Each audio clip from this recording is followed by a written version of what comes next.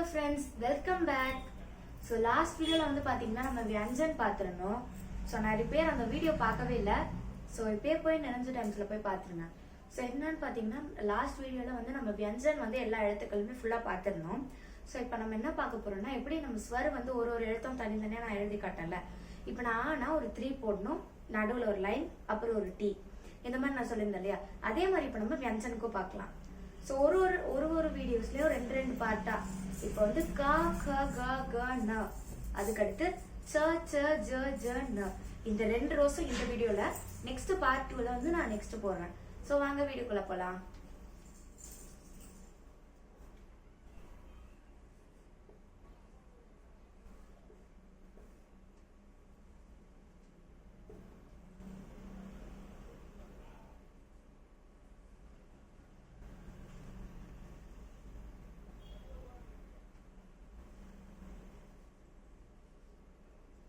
வியஞ்சன் வாங்க ஃப்ரெண்ட்ஸ் பார்க்கலாம்.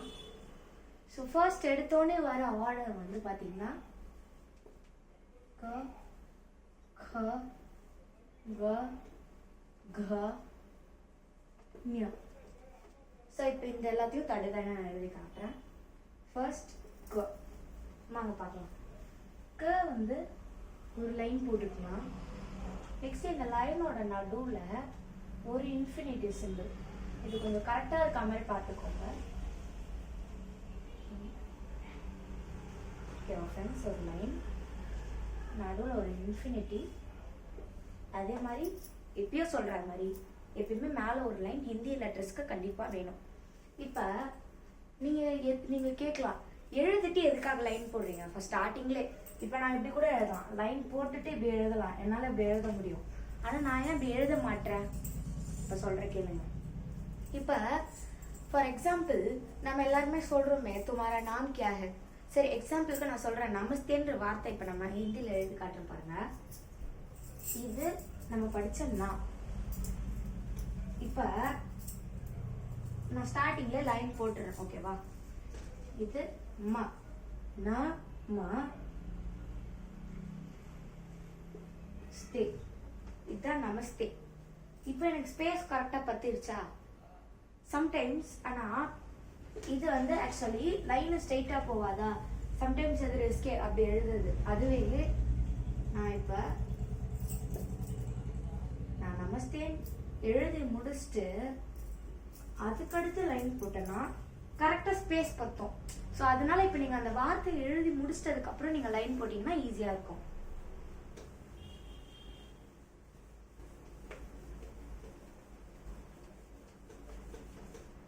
ஸோ கா வந்து எப்படின்னு பார்த்தீங்கன்னா ஒரு லைன், நெக்ஸ்ட் நடுவில் வந்து ஒரு இன்ஃபினிட்டி சிம்பிள், நெக்ஸ்ட் எப்பயுமே மறக்காம மேலே ஒரு லைன். இது வந்து பார்த்தீங்கன்னா கா, இதோட ப்ரொனன்சியேஷன் க. ஓகே ஃப்ரெண்ட்ஸ், இப்போ நம்ம கா பார்த்தோமா?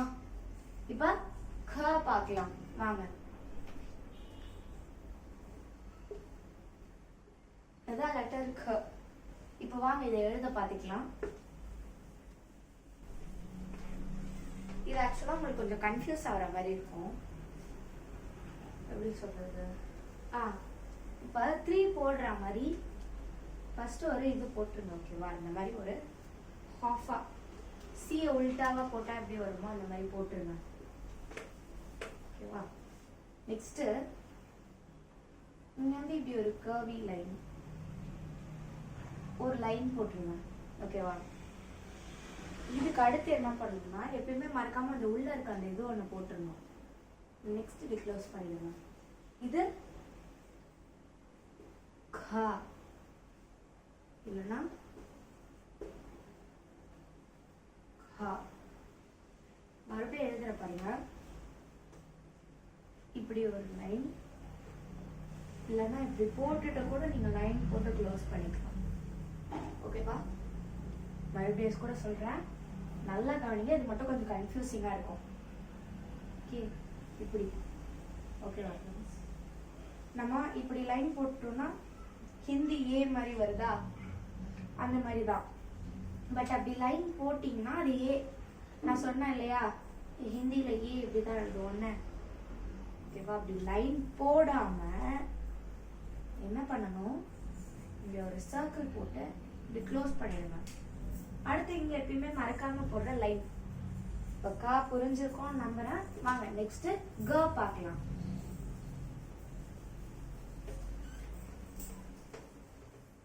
ஓகே ஃப்ரெண்ட்ஸ், இப்போ நம்ம பார்க்க போறது க. காக்கு வந்து பாத்தீங்கன்னா இப்போ நிறைய பேருக்கு வந்து பை சிம்பிள் தெரியும் இல்லையா? இப்படிதான் நம்ம போடுவோம் பை சிம்பிள். என்ன பண்ணுங்க, இதுல இந்த கீழே இருக்கிறது மட்டும் எரேஸ் பண்ணிட்டீங்கன்னா க, அவ்வளவுதான். க ரொம்ப ரொம்ப ஈஸி ஃப்ரெண்ட்ஸ். இப்போ காமனா நிறைய பேருக்கு 5th ஸ்டாண்டர்ட் மேல இருக்க எல்லாருக்குமே தெரியும். இதான் பை சிம்பிளா, இல்லைன்னா சிலர் இப்படி கூட போடுவாங்க, இப்படி 2 லைன் போட்டுருவாங்க. இப்படி இருக்க இந்த சிம்பிள்ல இங்க எப்பயுமே இப்படி வரணும். ஸோ இப்படி போட்டீங்கன்னா அவ்வளவுதான் க. பை சிம்பிளா அந்த கீழே விடுற அந்த, இப்ப நார்மலா இப்படி கூட போடுவாங்க, ஏன்னா பிரிண்ட் அவுட்ல எல்லாம் இப்படிதான் இருக்கும். இந்த இதை கட் பண்ணிருங்க, அவ்வளவுதான். ஓகே, இது வந்து க. தமிழ்ல ப்ரொனன்சியேஷன் இல்லை, அதனால அப்படியே நான் எழுதுறேன். நெக்ஸ்ட் பார்க்க போறது க. இது நீங்க என்ன பண்ணலாம்னா 3 இருக்குல்ல, 3 உல்டாவா போடணும். இப்படி போடுற 3 இப்படி போடுங்க. ஓகே ஃப்ரெண்ட்ஸ், அப்படி போட்டுருங்க. நெக்ஸ்ட் ஒரு லைன் போட்டு முடிச்சிருங்க, அவ்வளவுதான். எப்பயுமே மறக்காம மேல போறது. இது வந்து பாத்தீங்கன்னா க. ஓகே ஃப்ரெண்ட்ஸ், இப்போ க எப்படி எழுதணும், உல்டாவா 3 போடுங்க, ஒரு லைன் போடுங்க. மேல எப்பயுமே மறக்காம எல்லா ஹிந்தி லெட்டர்ஸுமே மேல லைன் இருக்கணும். ஓகேவா? நெக்ஸ்ட் ஞா.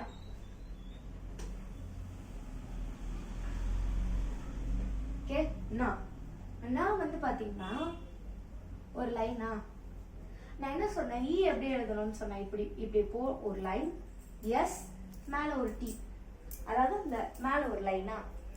இப்ப எஸ்ல இப்படி ஸ்டைலிஷா எழுதுறது இருக்கா, அது இல்லாம நான் லைன் போட்டு இப்படியும் கூட எஸ் எழுதுவாங்க சிலரும், இப்படி போடுற எஸ். அந்த மாதிரி எஸ் போட்டுட்டு சைட்ல ஒரு லைன் வச்சு சைட்ல ஒரு டாட் வச்சிட்டீங்கன்னா அதுதான் ஞா. ஓகேவா? இந்த டாட்டை மிஸ் பண்ணிடாதீங்க, அதுதான் ஞாவோட சிம்பிள். ஓகேவா? ஞாக்கு வந்து எப்பயுமே இந்த டாட் வரணும், மறந்துடக்கூடாது. இது எப்படின்னா லைன் ஸ்டைலிஷா இல்லாம normal common S line dot. Okay friends, இது காமனா ஹிந்தில யூஸ் பண்ண மாட்டாங்க, பட் ரேர் கேசஸ்ல இது வரும்.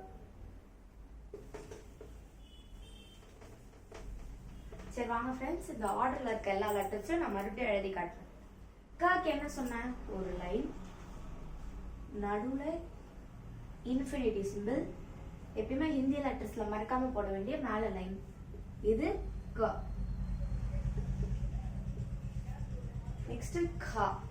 இதுக்கு என்ன சொன்னேன், ஹிந்தில ரா வந்து ஹிந்தில ஏ வந்து இப்படி எழுதுவோமா, அது கொஞ்சம் எப்படி போடணும், லைக் கர்வியா போடணும். நெக்ஸ்ட் இந்த எண்டு கிட்ட வர ஒரு இந்த மாதிரி போட்டுருங்க. லைன் போட்டு க்ளோஸ் பண்ணிட்டீங்கன்னா கா. ஹா ப்ரொனன்சியேஷனோட.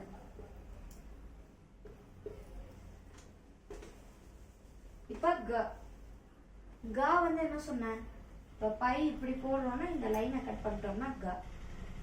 அதான் ஃப்ரெண்ட்ஸ், இப்ப பை இப்படி போடுவாங்களா, இந்த லைனை கட் பண்ணிட்டு மேல எப்பயும் பையில மேல காமனாவே அந்த லைன் இருக்கும். இத போட்டீங்கன்னா இது வந்து க. தமிழ்ல லெட்டர் இல்ல, அதனால நான் இங்கிலீஷ்ல மட்டும் எழுதியிருக்கேன். ஸோ இப்போ ஃபர்ஸ்ட் 3 லெட்டர்ஸ் புரிஞ்சிருச்சா, க க க. க க வந்து 3 இப்படி போறதுக்கு ஆப்போசிட் வெர்ஷன். நெக்ஸ்ட் இங்க ஒரு லைன், மறக்காம போட வேண்டிய மேல ஒரு line.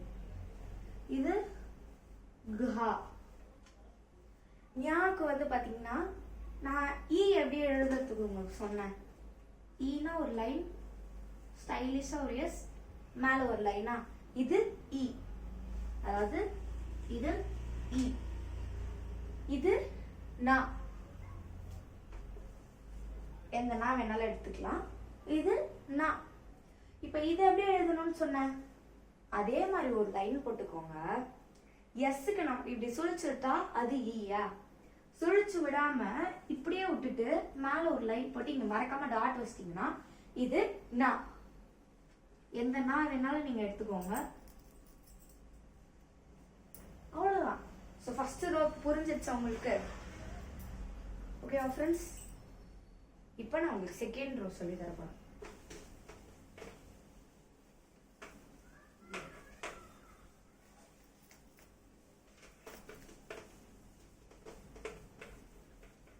So second row guys, second row பார்க்க போறோம். ஸோ छ ज झ ஞ. ஸோ கைஸ் இந்த ரோ வந்து நான் நெக்ஸ்ட் வீடியோவில் சொல்லித்தரேன். ஸோ இந்த மாதிரி இன்னும் வந்து சில ரோஸ்லாம் இருக்கு. ஸோ இந்த எல்லா ரோஸையுமே 1 by 1 ஒரு பார்ட்டில் ஒரு இதுவாக நான் போடுறேன். ஸோ இதுதான் உங்களுக்கு பார்ட் 1. ஸோ இந்த மாதிரி நிறைய ஹிந்தி வீடியோஸ் கற்றுக்கணும், பேசிக்ஸ்லேருந்து கற்றுக்கணும்னா என் சேனலில் நான் நிறைய வீடியோஸ் அப்லோட் பண்ணியிருக்கேன் ஃப்ரெண்ட்ஸ். ஸோ எப்பயுமே மறக்காமல் அந்த வீடியோஸ்லாம் செக் அவுட் பண்ணிடுங்க. ஸோ இந்த மாதிரி பல வீடியோஸ் வரணும்னா சப்ஸ்கிரைப் மறக்காமல் பண்ணிடுங்க. மறக்காமல் அந்த பெல் பட்டன் அதில் ஆல்ன்ற ஆப்ஷன் வரும், அதை மறக்காமல் கிளிக் பண்ணிடுங்க. நிறைய சப்ஸ்கிரைபர்ஸ் வந்து சப்ஸ்கிரைப் பண்ணியிருக்கீங்க, பட் அந்த ஆல்ன்ற அந்த பட்டனை கிளிக் பண்ண மறந்துடுறீங்க. ஸோ இனிமேல் அந்த தப்பு பண்ணாதீங்க. இனிமேல் எப்பயுமே சப்ஸ்கிரைப் பண்ணுறீங்கன்னா ஆல் கிளிக் பண்ணிடுங்க. அப்போதான் உங்களுக்கு நாங்கள் போடுற வீடியோஸ் ரெகுலராக வரும். அண்ட் உங்களோட ஃப்ரெண்ட்ஸும் அந்த மாதிரி ஹிந்தி வந்து ஈஸியான மெத்தடில் நீங்கள் நினைக்காதீங்க நான் சின்ன பொண்ணு தானே சொல்லித்தரேங்களா, ரொம்பவே ஈஸியான வேலை நான் உங்களுக்கு ஹிந்தி சொல்லித்தரப்போகிறேன். ஸோ பை ஃப்ரெண்ட்ஸ், மறக்காமல் லைக் பண்ணி ஷேர் பண்ணிடுங்க. பாய்.